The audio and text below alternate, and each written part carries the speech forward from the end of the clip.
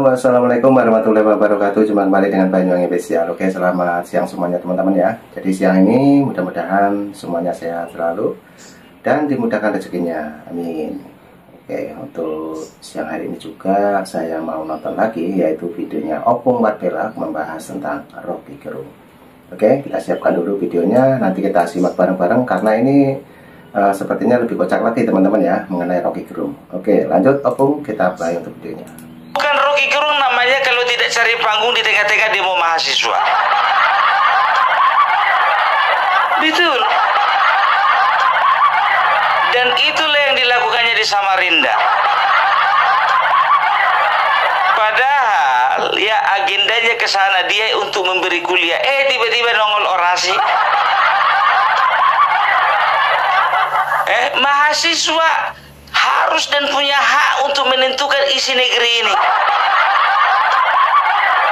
Datang mahasiswa,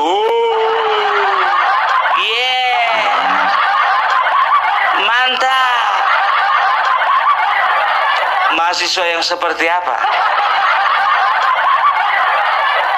Tergantung IPK-nya, tergantung isi kepalanya, dan tergantung karakternya.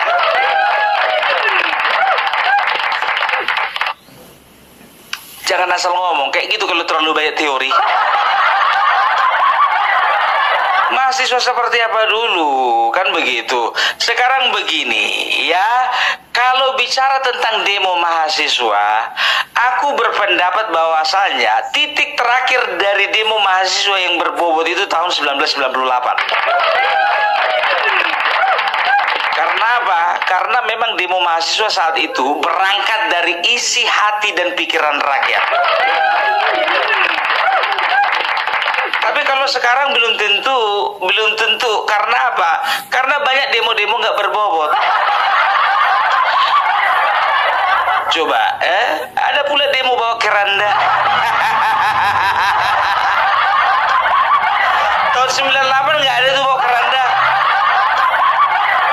Demo di Surabaya, di Samarinda, di Jawa Barat, di Jakarta, lucu. Dan juga tuntutannya nggak seragam,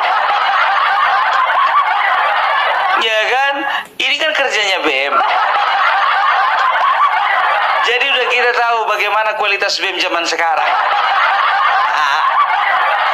Mereka ini sangat kental, ya sangat mencolok terafiliasi dengan orang-orang seperti Rocky Gerung. Ya kemarin mau coba waktu mau pelantikan, dimotori lah itu mahasiswa demo. Ternyata hasilnya apa? Zong. Pilkada begitu juga, dimotori mahasiswa untuk demo, zong.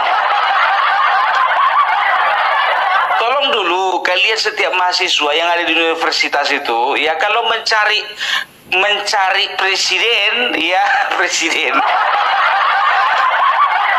Mencari presiden BEM, ya coba dulu, tolong dulu agak agak selektif dikit. Tapi bukannya bilang apa, ini sudah terbuka bahwasanya BEM-BEM yang ada di Indonesia ini sudah terafiliasi dengan orang-orang yang memang betul-betul benci dengan pemerintah.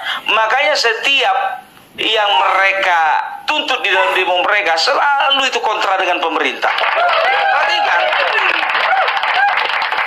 Ya, jadi beda tahun 98. Pemerintah pada saat itu dipengaruhi dan juga dikuasai oleh diktator, ya, Soeharto waktu itu.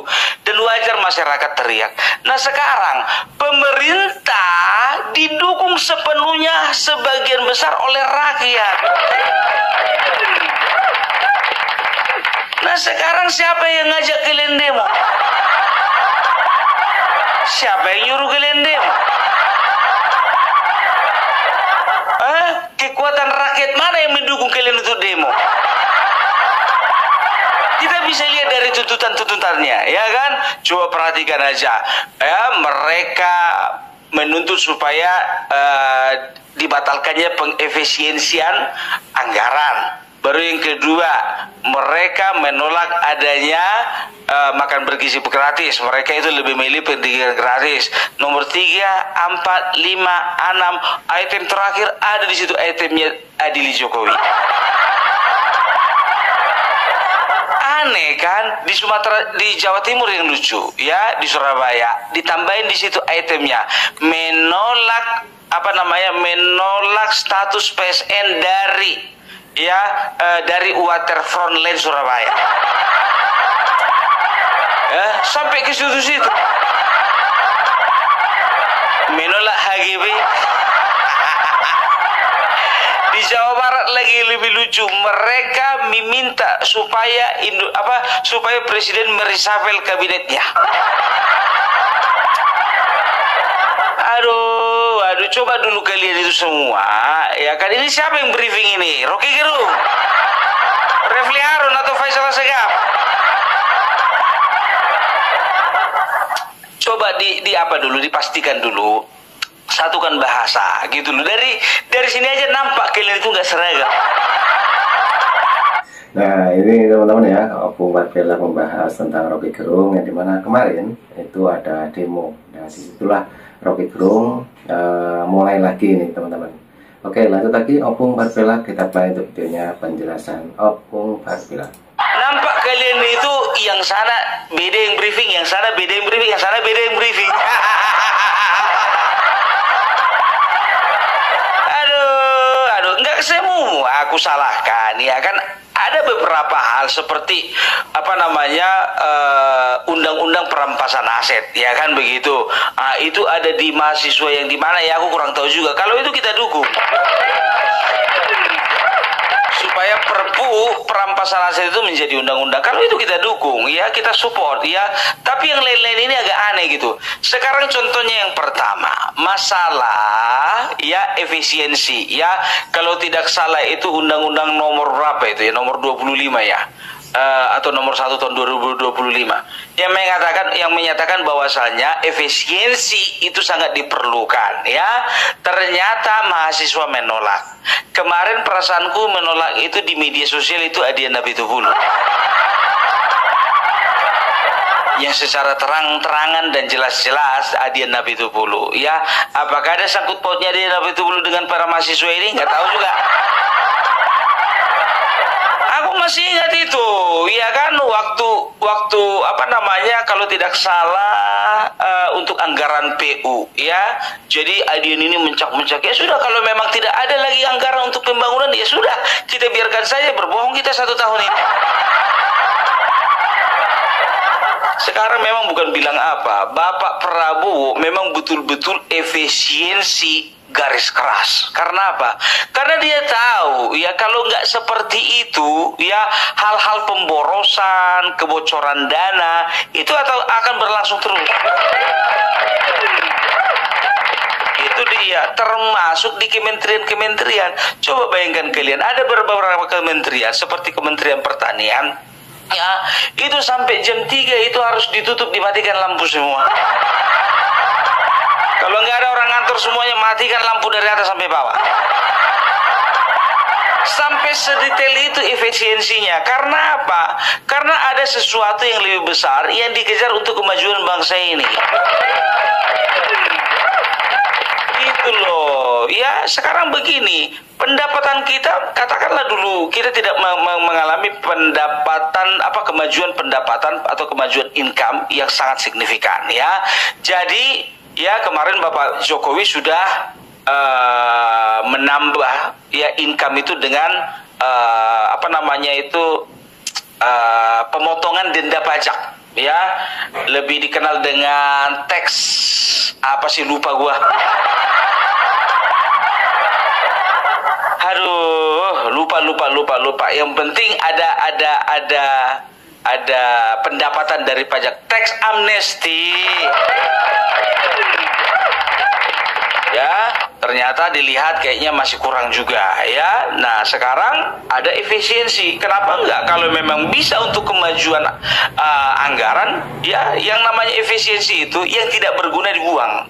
Ya, itu artinya namanya efisiensi gitu. Hal-hal yang tidak perlu dilakukan tidak dilakukan. Ya, seperti pergi ke luar negeri, kalau nggak perlu nggak usah. Ya, seperti acara halal bihalal, kalau nggak perlu nggak usah. Itu yang namanya efisiensi. Kan begitu ya. Nah, sekarang ya kita mau nanya, itu permintaan dari mahasiswa atau permintaan dari kelompok tertentu? Kita perlu tahu dan kita perlu pastikan, ya kan? Jangan mau kita dibodoh-bodohi. Baru yang kedua, masalah makan bergizi gratis, MBG, ya. Jadi mahasiswa menuntut, ya, tolong diprioritaskan yang lebih utama. Mereka berpendapat bahwasanya yang lebih utama itu adalah pendidikan gratis. Yang jadi pertanyaan begini, pendidikan gratis mulai dari SD, SMP, SMA sudah digratiskan. Jadi maunya mereka, uang kuliah mereka digratiskan. Jadi adik-adik mereka nggak perlu lagi makan bergizi gratis. Egois sekali Anda. Egois sekali. Coba pemikiran seperti apa pemikiran seperti ini? Kalian sudah tengok bagaimana testimoni anak-anak yang mendapatkan makan bergizi gratis. Ada di sebelah sana mereka nggak makan, mereka bawa nasinya. Karena apa? Karena mama mereka tidak makan, tidak punya nasi. Ada di sana mereka bawa nasinya pulang ke rumah. Karena apa? Karena dia mau berbagi dengan neneknya. Karena neneknya juga tidak pernah punya uang yang cukup untuk memberikan makanan yang standar seperti itu. Banyak testimoni-testimoni lainnya, ya. Tapi kalian coba, kalau berbicara tentang kuliah, orang yang kuliah untuk saat ini adalah orang yang mampu untuk membayar uang kuliahnya. Kan begitu. Kalau tidak mampu, kalian bisa berwirausaha atau kalian kemarin tempuh pendidikan di SMK. Kan begitu. Sekarang jangan semua tuntutan kalian sodorkan kepada pemerintah. Ini semua kebutuhan kalian mau kalian sorong-sorong sama pemerintah. Ya, sekarang negara mana rupanya? Negara mana yang menggratiskan uang kuliah terhadap para mahasiswanya? Ya, aku sudah searching. Yang pertama itu ada Jerman, yang kedua ada Finlandia, yang ketiga itu ada Austria, yang keempat itu ada Denmark. Ya, yang kelima itu ada Swedia. Ya, jadi dari 5 negara ini mereka memberikan uang gratis. Karena apa? Karena rata-rata kualitas hidup rakyatnya atau masyarakatnya sudah tinggi. Yakin aku, banyak negara di Eropa sana tidak menerapkan kuliah gratis. Ini kalian mau coba-coba juga di Indonesia. Emangnya sudah tinggi tahap kualitas hidup di orang di Indonesia? Yang masuk akal kalian itu apa-apa mau tanggung pemerintah, kerja kalian, kerja sambil kerja kalian kuliah, sedangkan juga anaknya uya-kuya di sana juga sambil kerja sambil kuliah. Udah anaknya artis itu. Ini kalian itu tahu diri sedikit lah. Uang kuliah pun juga, uang semester pun juga semuanya mau ditanggung pemerintah. Kalau pemerintah sudah sanggup, iyalah nggak apa-apa lah. Tingkat kualitas hidup masyarakat di Indonesia kalau udah tinggi nggak apa-apa. Ini nggak aja kalian. Kalian coba bayangkan kalian dulu, adik-adik kalian yang butuh makan, nggak kalian pikirkan. Nah, oke, teman-teman, itulah nasihatnya Opung Bella dan penjelasan-penjelasan yang sangat mendetail mengenai mahasiswa ya. Memang betul ya teman-teman, kalau mahasiswa, kalau kita itu mau kuliah ya, istilahnya mau kuliah, itu pasti sudah mampu gitu teman-teman. Oke, lanjut lagi untuk penjelasannya Opung, dan mari kita dengarkan. Jangan lupa dukung terus Banyuwangi Official. Lanjut untuk videonya Opung, bye. Itu dia, ya. Baru yang ketiga, ya. Ketiga, mereka itu menolak atau mereka menginginkan supaya fungsi TNI tidak lagi bercampur dengan masyarakat sipil. Aduh, sekarang begini, ku bilang sama kalian, libur aja TNI itu, ya, libur aja polisi, ya. Dan juga ada beberapa mengatakan bukan cuma TNI. polisi juga katanya harus dibatasi kekuasaannya. Jadi siapa lagi menangkap penjahat Satpol PP? Kalau hilang motor sama siapa kau lapor sama Hansip? Loh, gue bilang libur aja polisi sampai TNI di Indonesia ini 1 hari aja hancur kacau negara ini. Kalau nggak ngerti apa yang dituntut nggak usah dituntut. Kok sama ya sama tuntutannya di Sitorus? Makanya aku sama-sama kan, ini sama tuntutannya si Adian Napitupulu, yang ini sama di situ. Baru yang ketiga menolak ya undang-undang minerba, ya mineral dan batu bara. Jadi mereka itu menolak adanya izin tambang yang diberikan kepada kampus-kampus tertentu. Sekarang begini, kalau misalnya kampus-kampus tertentunya itu memang sesuai speknya itu dengan tambang itu, kenapa enggak? Kecuali contohnya misalnya ya fakultas kedokteran ya memiliki izin usaha tambang, kan nggak masuk itu. Justru itu sangat harus didukung. Karena apa? Ya karena mahasiswa sebelum lepas dari kuliah, sebelum tamat, mereka sudah punya pengalaman di bidang kerja. Mereka sudah tahu bagaimana cara menambang yang baik. Mereka sudah punya persiapan bagaimana cara menentukan tempat-tempat tambang yang terbaik. Mereka sudah bisa menentukan kualitas dari batu bara dan barang-barang mineral yang bisa ditambang. Gitu. Jadi nanti nggak kaget lagi, ya kan? Ya udah langsung praktek, kenapa enggak? Kalau contohnya misalnya sudah 4 semester atau sudah 6 semester, praktek langsung, kenapa enggak? Dan itu juga kan bisa menambah income lah. Pasti orang kalau dia sudah kerja pasti digaji, kan begitu. Lebih bagus menggaji. Sekarang begini, banyak kita ya di pertambangan baik batu bara, minyak bumi, gas dan segala macam, kita mengambil tenaga ahli dari luar. Ya karena apa? Karena kita kekurangan SDM. Apa salahnya kalau misalnya mahasiswa itu dijadikan SDM, dilatih SDM-nya supaya apa? Supaya kita tidak perlu lagi mengambil tenaga kerja dari luar. Jangan pendek kali pikiranmu, bro. Mentang-mentang kau dari fakultas pertanian, jadi kau yang sewa. Dari ekonomi kau sewa. Dari kedokteran pariwisata kau sewot. Nggak perlu kau sewot. Kurasa pun juga mahasiswa pertambangan itu sangat setuju. Alasan kalian itu nggak aja. Ya untuk menjaga keseimbangan dan juga kebersihan daripada akademik. Nggak masuk akal. Terus lagi biar tahu kalian, adalah mahasiswa ini yang menuntut ya supaya dilakukan evaluasi terhadap IKN. IKN udah jauh, bro, udah jauh 80% itu. Mau kau komentari pun juga nggak ada gunanya. Mau dievaluasi barang yang udah jadi.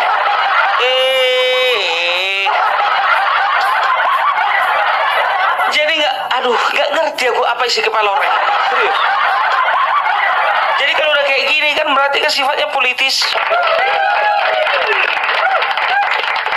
Berarti ada yang ingin mencoba-coba untuk menggoyang masalah IKN ini. Sorry, nggak ngaruh. Itu dia. Dan yang terakhir coba masalah Adili Jokowi. Terlalu kental politisasimu kawan.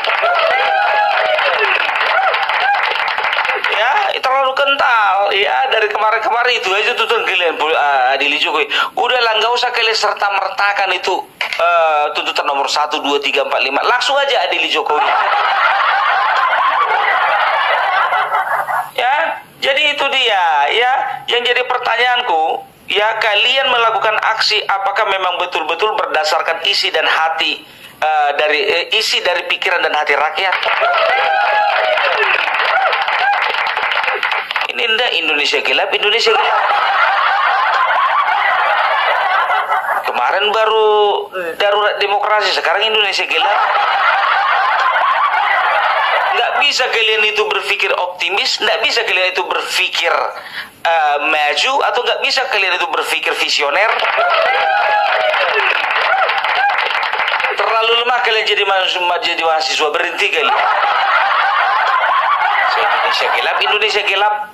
Ketua BEM kalian itu yang gelap. Gelap. Sudah secerah ini, ku bilang sama kalian, kalau bukan Jokowi kemarin, waktu zaman Covid, ku rasa kalian itu udah mati satu-satu. Ini ndak kalian hargai apa yang sudah dilakukan oleh Bapak Jokowi. Sekarang Bapak Prabowo begitu juga.